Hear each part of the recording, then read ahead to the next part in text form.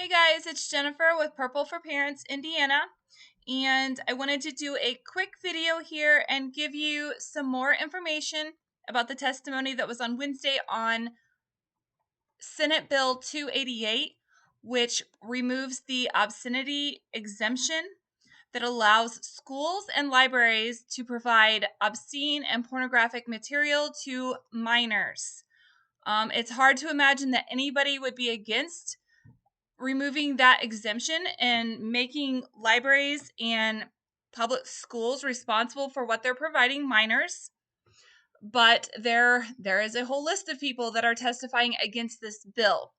I want to make something clear. If you give the same material that libraries and public schools are allowing our children to have, if you give that material to a child on the street, you can be arrested and charged with a felony. So there's already a law on the books, and we just want to get rid of the exemption that allows the public schools and libraries to do that. And we have found many books and online databases that through the schools and libraries that provide this obscene material for children, and we are just trying to fight to protect children. So on Wednesday, there was a education committee hearing, and this woman here, her name is Lisa Tanselle, and I am going to play a little bit of her testimony. She was opposing this bill. Thank you, Chairman Rotz, members of the committee. I will try to be as brief as possible. My name is Lisa Tanselle. I'm General Counsel with the Indiana School Boards Association. Indiana School Boards Association, Lisa Tanselle, General Counsel. Here's her information if you need it at the end of this video. Certainly appreciate Senator Tom's clarifying that this bill applies to materials, not individuals, but ultimately individuals are making the decisions about these materials, and therefore this bill does impact individuals. Secondly, would like to say that we believe there are sufficient safeguards in place to address individual parent concerns about curriculum. Little did Miss Tanselle know that before the testimony, we had provided packets of information of books and online databases through the school systems here in Indiana that allowed students to have access to extremely obscene material. And just a side note, we were not allowed to testify what that information said because it was so offensive. We could not testify what it was in the Senate Education Committee session, but yet there's an exemption that allows the schools and libraries to give it to your children. I'll remind everybody that the curriculum of every Indiana classroom is subject to the academic standards established by the Department of Education, and teachers are required to abide by those academic standards. Teachers do not have academic freedom in a public school classroom. That legal concept does not exist for a public school teacher. And therefore, if the public school teacher does deviate from the established curriculum or makes a homework assignment that is outside the curricular standards set by that school board, that teacher can be punished up to and including being terminated from the school corporation. Okay. Let's look real quick here at the Indiana Department of Education. So she's kind of blurring the lines here, and I just want to make sure it's clear for everyone. The academic standards are not a curriculum, okay? So the standards are set by the Indiana Department of Education. And up here, the academic standards are benchmark measures that define what students should know and be able to do at specified grade levels beginning in kindergarten and progressing through grade 12. However, I say again, the academic standards are not curriculum. The curriculum tools are selected at the district school level and adopted through the local school board. So the Indiana Department of Education sets the standards, and the school board selects the curriculum.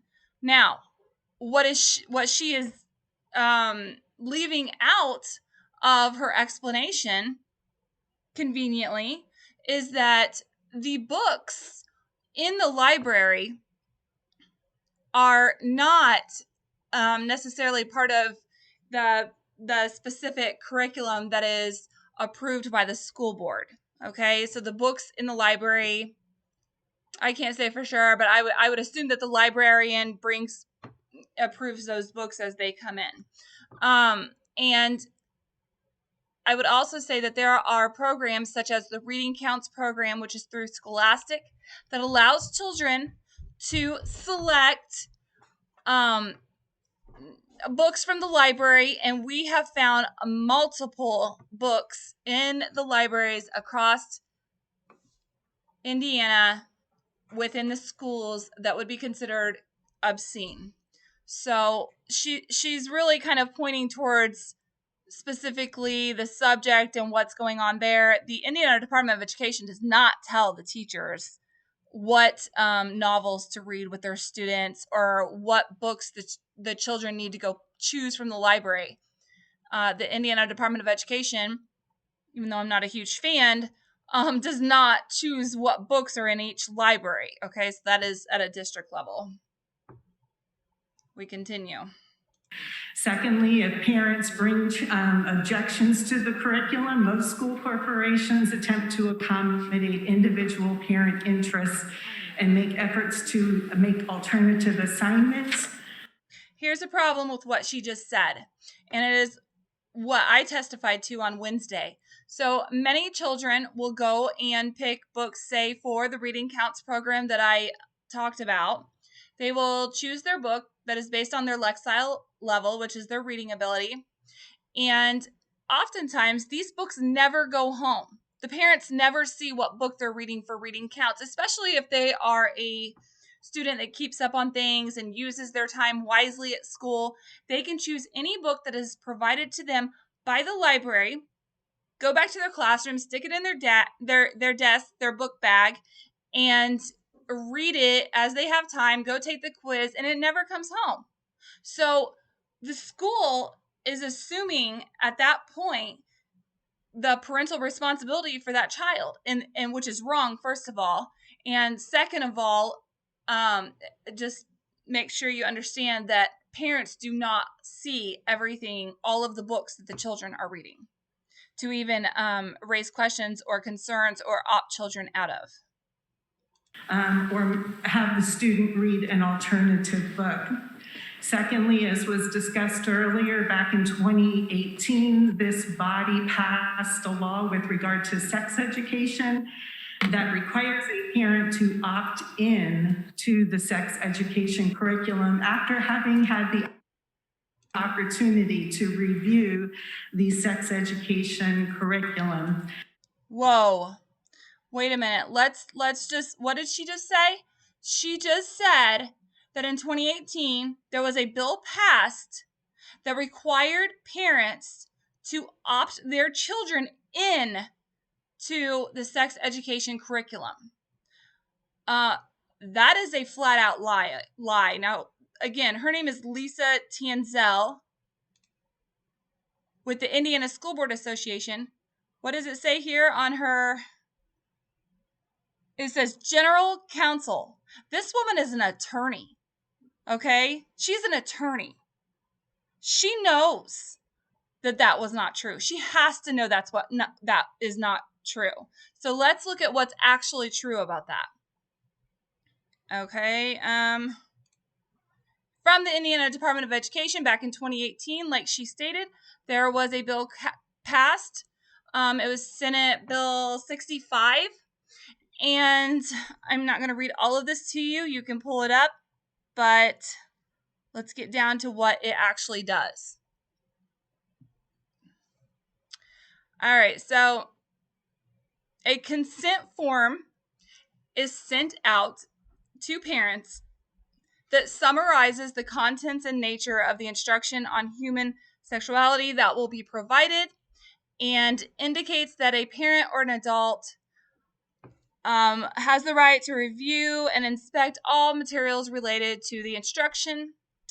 The parent of the student or the student, if the student is an adult, so let's see, may return the consent form indicating consents to the instruction or decline the instruction. Then what happens if they do not receive the form back? The school will send out a second form, and I think it is if there is no response from the first written consent form within 21 calendar days, the school shall provide a second written notice that says basically the same information, and then there is consent to the instruction, so the parent can sign and say, sure, my child can have that, or decline. Now, down here, if the school does not receive a response within 10 days after the second notice, the student will receive the instruction, okay? Unless they are opted out.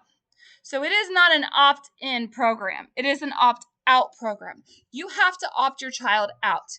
If your child never brings that notice home to you, if you never receive that notice, your child is opted in.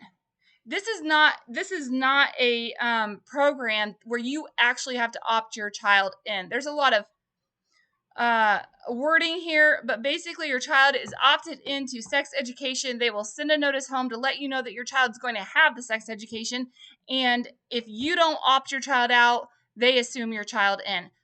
What that woman said was not true. It is not an opt-in. You don't opt your child in.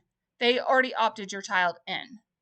I guess you can sign the paper and send it back and say, sure, I'm okay with them being opted in, but that was not true, and she knows it, and I'm going to prove it. Again, she is an attorney for the Indiana School Board Association, and let's look at what I found. Oh, let's look. So this is Parent Consent for Instruction on Human Sexuality by Lisa F. Tanselle, ISBA General Counsel. Here's her email again if you would like that. This was back in March 2018. She explains the bill that we just talked about. She even says right over here, if the parent does not respond to the form within 10 calendar days, the student may participate in the instruction. So again, here is an instance where we have someone who is high in a association that has heavy influence on the way that your children are treated and taught in the state of Indiana, and she walked right into that testimony to the education committee and lied. She lied. She knew that was not true. Okay? So I think right now it's just really important to understand, and hopefully for the people that are actually going to vote on this bill, what is true and what is not. Join Purple for Parents Indiana. You can find us on Facebook. We have a private group. You can find us. We have a public page on Facebook. We are on Telegram. We are on MeWe, and we also have a website.